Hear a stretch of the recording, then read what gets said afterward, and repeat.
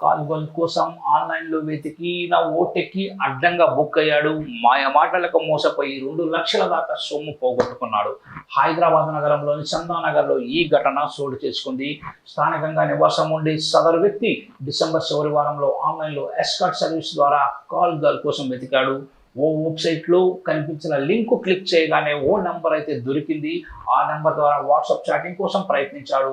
పటేల్ చార్మి పేరుతో పరిచయం చేసుకున్న అవతలి వ్యక్తి ఆ అమ్మాయిల ఫోటోలు పంపాడు. అయితే బుకింగ్ కోసం ముందుగా 510 రూపాయలు చెల్లించాలని కోరాడు. ఆ తర్వాత మరో 5500 పంపాలన్నాడు.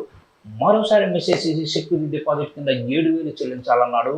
కక్కుతితో సదరు ఐటీ ఉద్యోగి కూడా వివిధ సందర్భాల్లో డబ్బులు పంపుతూ పోయాడు. అలా మొత్తం 1,97,000 ఆ అమ్మాయి రూపంలో ఉన్న ఆ వ్యక్తికి ముట్ట చెప్పాడు. చివరకు అంతా మోసమని గుర్తించి సైబరాబాద్ క్రైమ్ పోలీసులకు ఫిర్యాదు చేశాడు.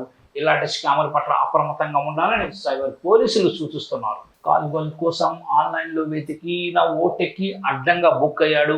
మాయ మాటలకు మోసపోయి 2 లక్షల దాకా సొమ్ము పోగొట్టుకున్నాడు. హైదరాబాద్ నగరంలోని చందానగర్లో ఈ ఘటన చోటు చేసుకుంది. స్థానికంగా నివాసం ఉండే సదరు వ్యక్తి డిసెంబర్ చివరి వారంలో ఆన్లైన్లో ఎస్కార్ట్ సర్వీస్ ద్వారా కాల్ గర్ల్ కోసం వెతికాడు. ఓ వెబ్సైట్లో కనిపించిన లింక్ క్లిక్ చేయగానే ఓ నెంబర్ అయితే దొరికింది. ఆ నెంబర్ ద్వారా వాట్సాప్ చాటింగ్ కోసం ప్రయత్నించాడు. పటేల్ చార్మి పేరుతో పరిచయం చేసుకున్న అవతలి వ్యక్తి ఆ అమ్మాయిల ఫోటోలు పంపాడు. అయితే బుకింగ్ కోసం ముందుగా 510 రూపాయలు చెల్లించాలని కోరాడు. ఆ తర్వాత మరో 5500 పంపాలన్నాడు. మరోసారి మెసేజ్ చేసి సెక్యూరిటీ డిపాజిట్ కింద 7000 చెల్లించాలన్నాడు.